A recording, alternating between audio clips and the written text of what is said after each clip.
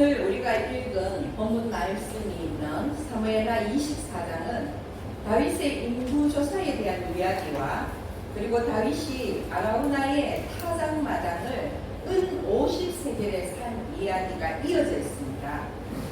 얼핏 보면 이 두 이야기가 아무 관련이 없는 듯 하지만 사실 이 두 이야기는 하나님의 구원 역사를 이루어가는 중요한 계기가 되는 이야기입니다.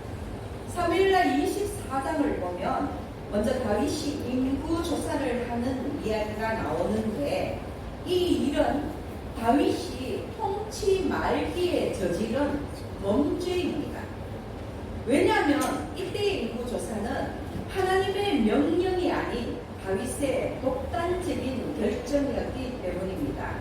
신하들의 만류에도 불구하고 다윗이 인구조사를 실시하는데 한 나라의 왕이 자기 나라 백성의 그 인구의 수를 조사하는 것이 이것이 왜 범죄이냐 참으로 의아하게 생각할 수도 있겠지만 그러나 하나님의 명령이 아닌 단독적인 인구조사가 다윗에게 있어서 하나님 앞에 왜 범죄인지를 여러분 같이 알아보시기를 원합니다. 물론 이스라엘이 출애굽한 이후에 가나안에 정착하기까지 하나님은 여러 번 이스라엘 백성의 수를 계수하셨습니다. 전쟁에 필요한 군사의 숫자를 파악하기 위함도 있었고요.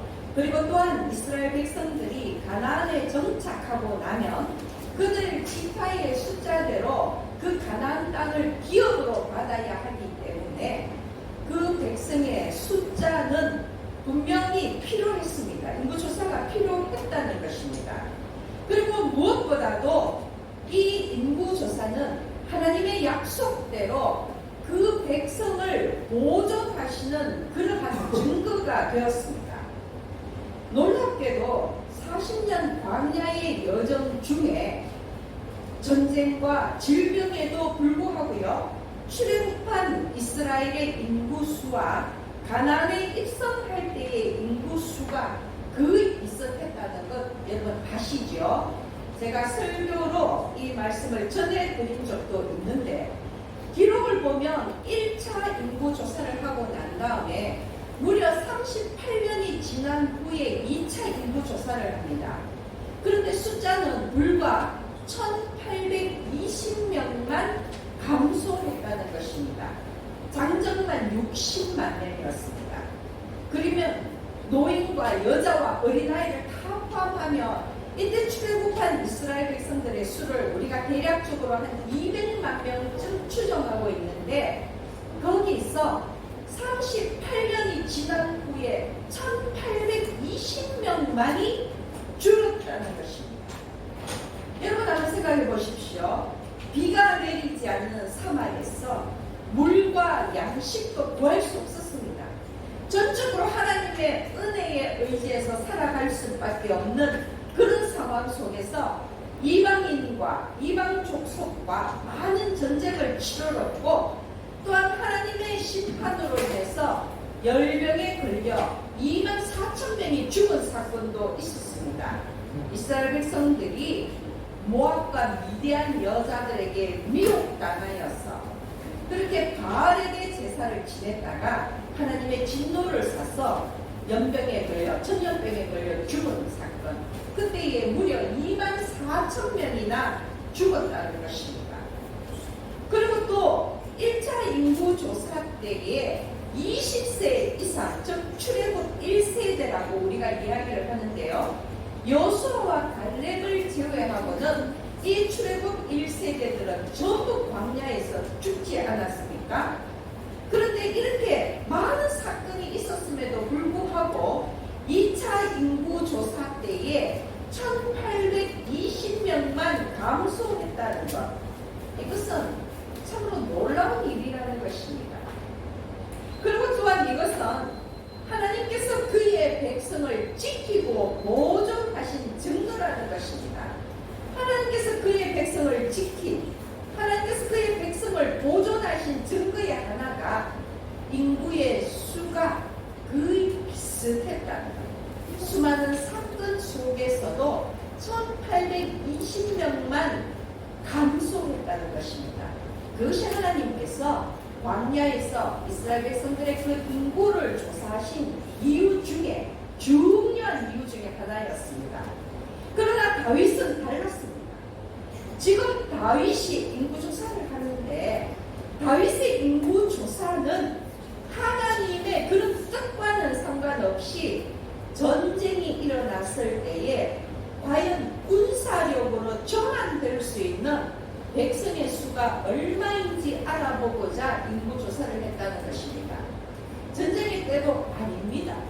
그런데 이렇게 군사 수로 전환할 수 있는 인구가 몇 명인지 알아보고자 인구조사를 한 것은 자신의 힘을 과시해 보고자 하는 것이라는 것입니다. 막강한 군사력은 곧 왕의 힘이었습니다. 다윗은 모든 전쟁에서 승리하면서 부국 강병을 이루었습니다. 그래서 인구조사를 통해서 다시 한번 내가 가진 군사력, 이 막강한 힘을 한번 과시해보고자, 자기의 업적을 자랑하고자 하는 그 마음이 있어서 인구조사를 했다는 것입니다. 그래서 이것이 하나님 앞에서 범죄한 것입니다. 왜냐하면 이 순간 다윗은 이 모든 것들이 자신의 힘으로 이루어냈냐 착각하고 교만했기 때문입니다. 여러분, 오늘 내 삶이, 오늘 나의 이 업적이, 오늘 나의 자랑이 내 힘으로 이루어진 내 노력의 결과요. 여러분, 이것이 나의 성취라고 생각한다면 여러분은 교만한 것입니다. 여러분, 물론 내가 노력합니다.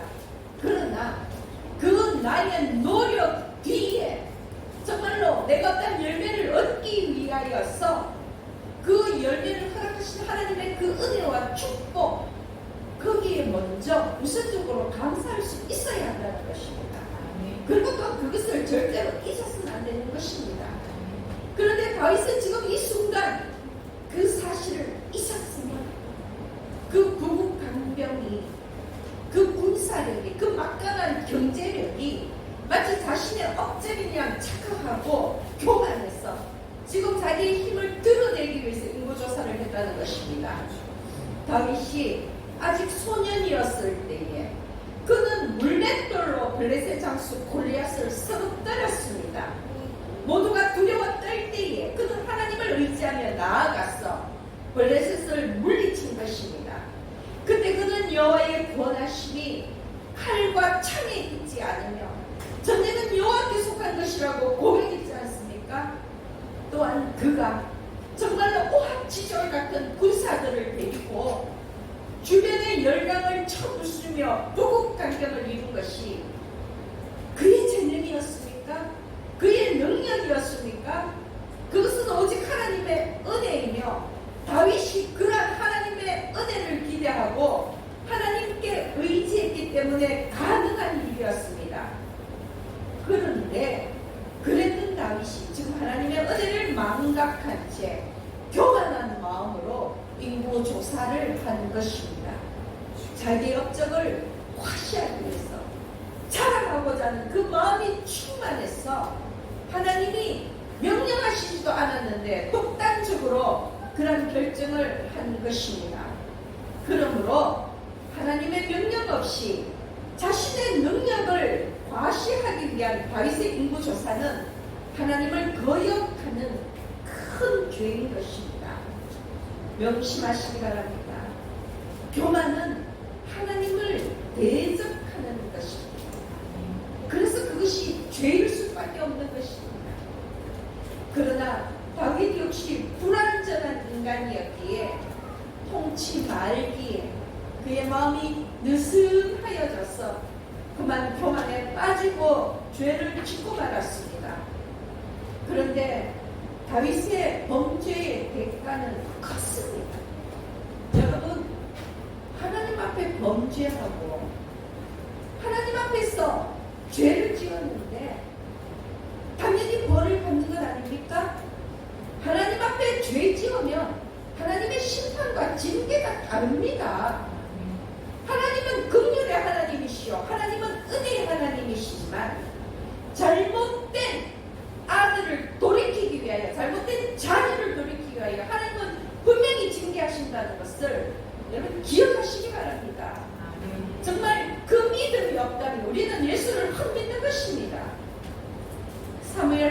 24장 13절을 보십시오.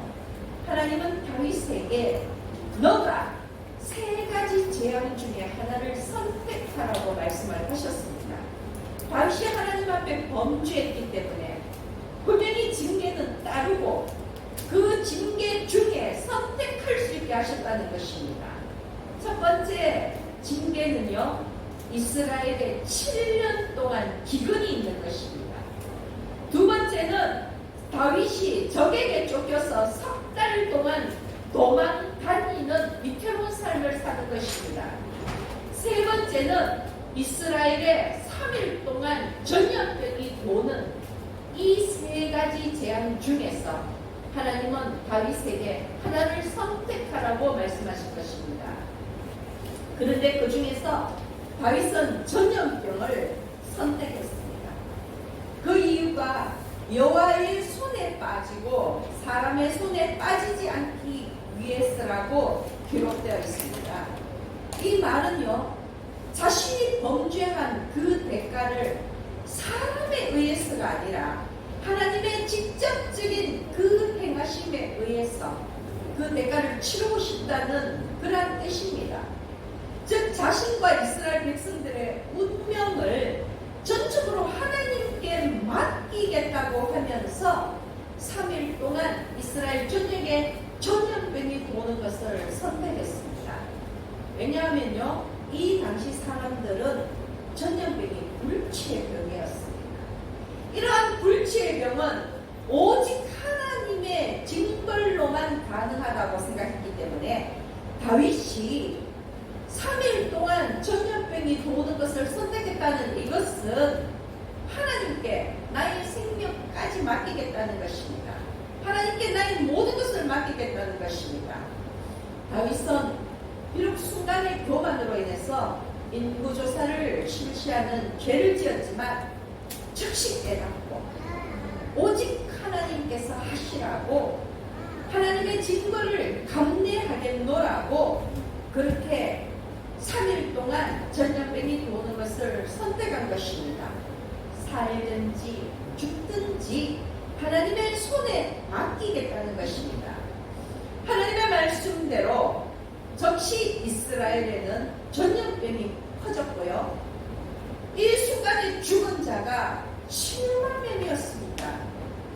여러분, 3일간 예고된 전염병이었습니다. 이 전염병이 3일간 이스라엘 전역을 휩쓰는데 3일도 되기 전에 7만이라는 백성이 죽었다는 것입니다. 다윗이 자신의 그 세를 과시하고자 인구조사를 했는데 내가 얼마나 많은 막강한 군사력을 가지고 있는지 이것을 자랑하기 위해서 인구조사를 실시했는데 오히려 하나님의 징벌로 백성의 수가 줄어든 것입니다. 하나님의 심판이 참으로 맹렬하게 이루어진 것입니다. 그 모습을 보고 다윗은 회개합니다. 자신의 목숨을 걸고 회개의 기도를 합니다. 자신의 잘못으로 죄 없는 백성이 죽는 것을 보고요, 내가 차라리 내 목숨과 나의 가문을 버리고서라도 백성을 구해야 되겠다는 생각을 한 것입니다. 그래서 하나님 앞에 회개 기도를 올려드렸습니다. 17절을 보십시오. 다윗이 백성을 치는 천사를 보고 곧 여호와께 아뢰어 이르되 나는 범죄하였고 악을 행하였거니와 이 양 무리는 무엇을 행하였나이까? 청하건대 주의 손으로 나와 내 아버지의 집을 치소서 하니라. 여러분, 왜 내 잘못으로 내가 죽는 것은 마땅하지만 왜 저 죄 없는 어린 양과 같은 백성들이 죽어나가야 되는지, 하나님 차라리 내 목숨을 거두시고 내 가문을 멸절시키시고 차라리 하나님 이 왕조를 가져가시고 저 백성을 살려주십시오 하고 기도한 것입니다. 이것이 진정한 회개가 아닙니까? 나를 희생하였어 남을 구하겠다는 것. 여러분, 이 회개의 마음이 하나님을 감동시키어서 이스라엘 땅에 전염병이 그친 것입니다. 다윗의 회개로 말미암아 이스라엘 땅에 하나님의 구원의 손길이 펼쳐진 것입니다. 그런데 하나님께서 재앙을 멈추기 위하여서 다윗에게 요구하는 것이 무엇입니까? 여러분, 그것이 오늘 우리가 읽은 본문 말씀입니다. 아라우나의 타작마당을 사서 하나님께 번제와 화목제를 드리라고 말씀하셨습니다. 다윗의 회개와 아라우나의 타작마당, 여러분, 여기 어떤 연결고리가 있겠습니까? 이 아라우나의 타작마당, 여러분 아시죠? 그 옛날, 그 먼 옛날 아브라함이 자신의 아들 이삭을 데리고 하나님께 제물로 바치기 위하여 올랐던 그 모리아산이 바로 지금 아라우나의 타작마당입니다.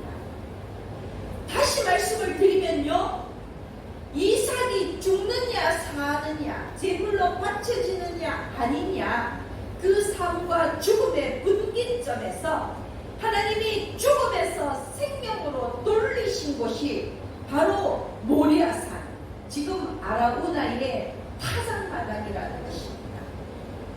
또한 하나님께서 아브라함의 믿음을 보시고 긍휼을 베푸신 곳이 이 아라우나의 타작마당인 것입니다.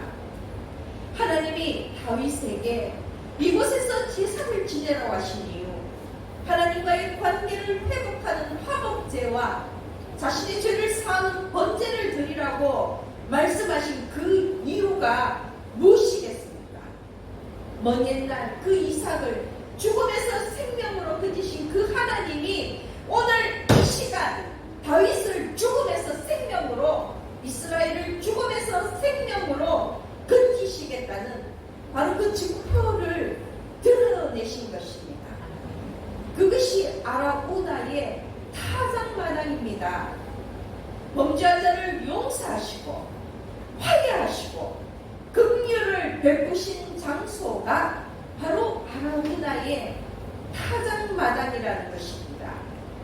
다윗은 죽을 죄를 지었지만 이 아라우나의 타작마당에서 하나님께 화목제와 번제를 드림으로 인하여 살았고, 온 이스라엘이 3일간의 전염병으로 모두가 멸절할 수도 있었지만 이 아라우나의 타작마당에서 드린 그 번제로 말미암아 그들이 구원을 입었다는 것입니다.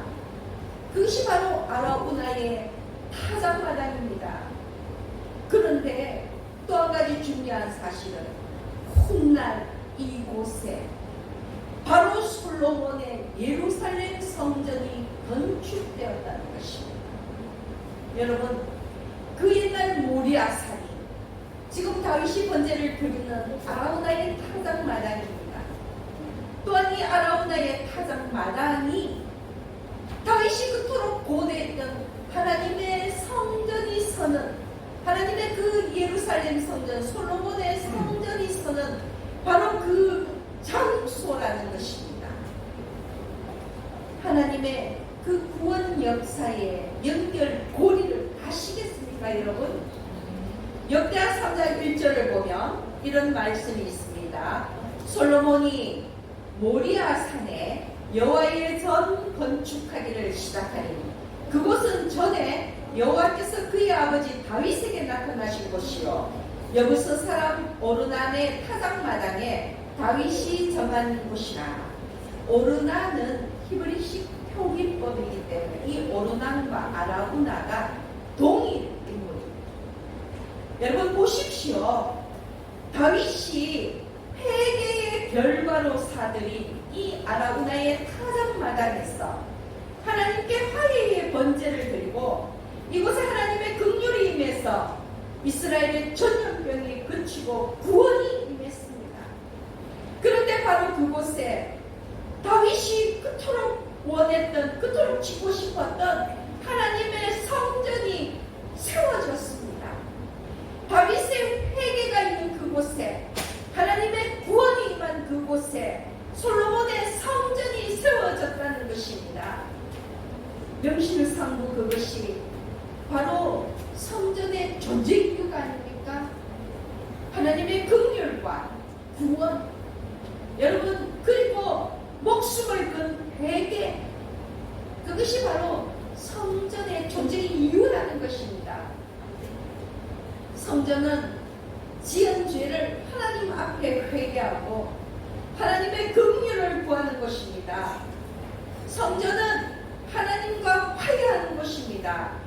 그리고 성전은 시 공간을 초월하여 영원한 하나님의 임재의 장소라는 것입니다. 다윗의 인구조사, 즉 다윗의 범죄 후에 아라우나의 타작마당은 그와 하나님이 화해하는 장소가 되었던 것입니다. 이것이 오늘날 우리의 교회가 되기를 소망합니다. 우리의 교회에 우리의 목숨을 근 회개가 있고 하나님의 긍휼과 구원이 임하여서 정말 하늘의 기쁨을 맛보는 감사가 넘쳐나는 그러한 교회가 되기를 예수님의 이름으로 축복합니다. 그런데 여러분, 왜 하필 하나님은 다윗에게 아라우나의 타작마당에서 번제를 드리라고 했을까요? 물론 이것이 아브라함이 아들 이삭을 믿음으로 바치려던 그 모리아산 이었기도 하지만, 그러나 오늘 제가 여러분께 드리고 싶은 말씀은요, 여부스 사람 아라우나의 타작마당, 여부스 사람 아라우나의 타작마당. 여러분, 이 구절에 주목하시기를 바랍니다. 여부스 족속은요, 이스라엘이 가나안을 정복하기 전부터 그곳에 살고 있던 민족이었습니다. 한마디로 원주민, 가나안 원주민이었다는 것입니다.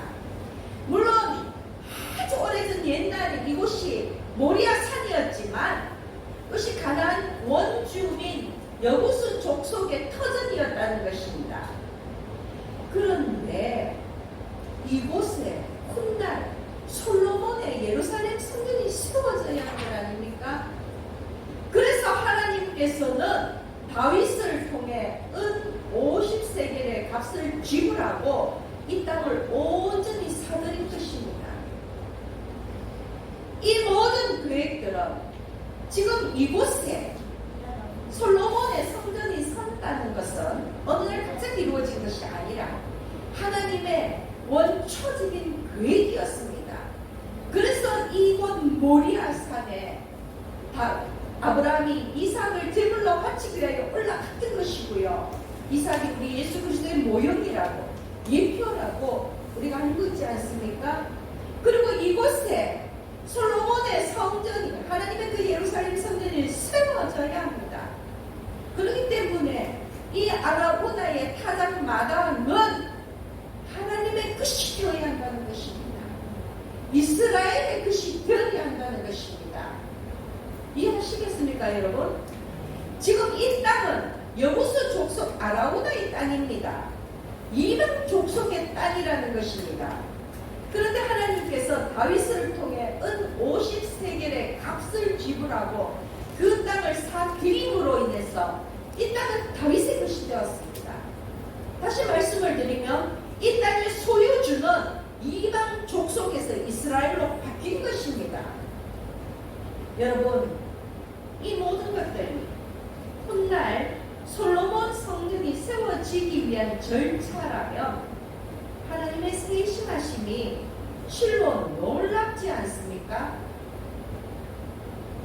다윗의 그 회개의 장소에 하나님의 성전이 세워졌다는 것, 여러분, 이것은 정말로 기가 막힌 일입니다. 또한 여러분, 하나님께서 성전을 짓기 위하여 이 아라우나의 타작마당을 사드릴 수밖에 없었던 이유는요, 이 타작마당은 우리가 생각하는 그런 평범한 타작마당이 아닙니다. 우리가 지금 넓은 마당에 나아가서 곡식을 탈곡하고 추수하는 그런 마당이 아니라는 것입니다. 이방 족속의 타작마당은요, 1년 농사의 결과물이 모이는 것입니다. 그런데 가나안 족속들은 바로 이러한 추수한 곡식을 타작할 때에는 반드시 타작마당에서 바알 신에게 제사를 드립니다. 타작마당에 바알 신전이 있습니다. 그리고 그들이 1년에 그 추수한 그 곡식을 가지고 거기서 타작을 할 때에는요, 이 바알이 풍요의 신이지 않습니까? 1년 동안 풍성한 결실을 얻게 해준 그 바알에게 감사하며 축제를 지내며 제사를 드린다는 것입니다. 그런데 이 제사, 이방의 제사는 어떻습니까? 성창으로 불리는 종교적 창녀들이 있습니다. 이들과 한 군데 뒤섞여서 아주 엄난한 짓을 하면서 음행을 행하는 것이 바로 이방 족속의 타작마당이었다는 것입니다. 소위 여부수 족속 아라우나의 이 타작마당은 바알신을 섬기는 가나안 족속들에게는 신앙의 메카라는 것입니다. 엄난의 장소입니다. 여러분, 이곳에 하나님의 성전이 세워져야 하는데 이들이 이곳에서 바알에게 제사하며 엄난한 행위를 저지르고 있습니다. 여러분, 어떻게 해야 합니까? 청소해야 하는 것 아닙니까? 정결 작업을 해야 되는 것 아닙니까? 하나님의 성전이 세워지기 위한 준비를 해야 되는 것 아닙니까? 그래서 하나님께서는 이 아라우나의 타작마당을 사들이신 것입니다. 그리고 거기서 다윗으로 하여금 번제와 화목제를 드리게 하신 것입니다. 여러분, 이 의미가 무엇입니까?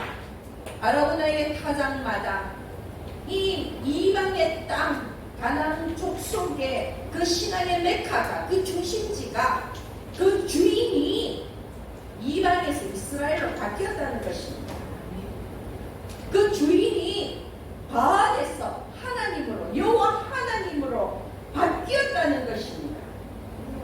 그것이 하나님께서 이 아라우나의 타작마당을 사들여서 이곳에서 너 회개의 결과로 제사하라고 하신 그 이유라는 것입니다. 더군다나 이때에 정말로 풍요의 신이라는 이름으로 이스라엘 안으로 점점점 잠식해 들어오는 바알을 완전히 치워버리고 참 주인이시며 참 하나님이신 그 여호와를 섬기는 제사가 시작됨으로 인하여서 아라우나의 타작마당은 정결케되고 훗날 성전의 터로 예루살렘 성전이 세워지는 그러한 장소로 준비하신 것입니다. 생각해보건대 하나님이 이삭을 제물로 바치기 위해 모리아산을 오르기 전부터, 아브라함이 이삭을 제물로 바치기 위해서 모리아산을 오르기 전부터 하나님은 그곳을 임재의 장소로 정하시고요. 추후에 아주 오랜 뒤에 바로 그곳을 하나님의 성전이 세워질 곳으로 점찍어 두신 것입니다. 그곳이 인간의 역사 속에서는 이런저런 이름으로 지명이 바뀌었다 할지라도 하나님의 원초적인 계획은 변함이 없으셨다는 것입니다. 그래서 그토록 하나님의 성전을 짓기를 열망하는 그 다윗을 통해서 아라우나의 타작마당을 사들이고 정결 작업을 하시고 마침내 그 아들 솔로몬을 통해서 예루살렘 성전을 세우신 것입니다. 예루살렘 성전은 하나님이 계획하시고 준비하시고 지으신 유일무이한 성전입니다. 말씀을 통해서나 실제로나 그 예루살렘 성전의 상징성은 두말할 수 없습니다. 이스라엘 민족에게는 그들의 정체성이고요. 세상의 모든 믿는 자들에게 이 성전은 기대와 소망의 증거입니다. 그러나 그 성전이 서기까지 얼마나 긴 세월이 흘렀고 얼마나 많은 사건이 있었습니까?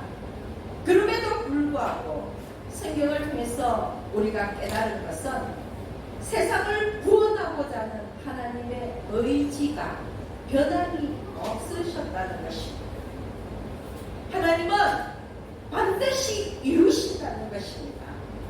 그리고 그 무엇도 그 누구도 하나님의 그 의지를 꺾지 못한다는 것입니다. 그것이 모리아 산이었던, 그것이 지금 아라우나의 타작마당이든, 그것이 나중에 예루살렘이 되든, 하나님은 하나님이 정하신 곳에서 하나님의 그 뜻과 계획을 이루어 가신다는 것입니다. 여러분, 이 사실이 우리에게 힘이 되기를 소망합니다.